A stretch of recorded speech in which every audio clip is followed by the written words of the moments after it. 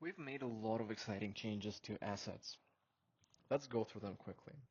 First, we now display two images on web for assets, the cover image and the nameplate. And as you just saw, we can see them full screen in such a pop-up. This is especially useful for reading a nameplate. We can also now, when we're editing the asset, we can change the asset type. This is something that's been widely requested by customers. Right, like so. Additionally, we can now edit ratings without any restrictions. There were some issues with that previously. We also introduced real-time validations for serial numbers on when you're editing the asset and when you're creating the asset. So if there is a serial number that's already used, it shows you where it's being used and gives you a quick hyperlink to the asset.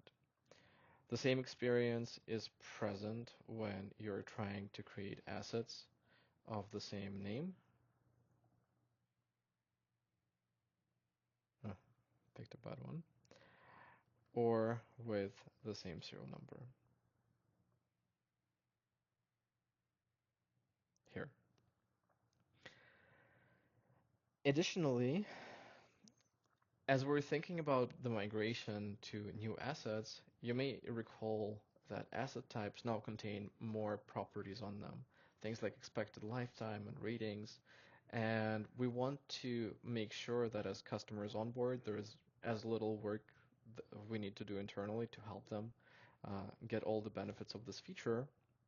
So we're introducing bulk updates for the asset types. So let's say I have this asset type and the expected lifetime does not exist there yet because I just migrated from from the old assets. I now have an option to update assets with no current values or just update all assets of this type.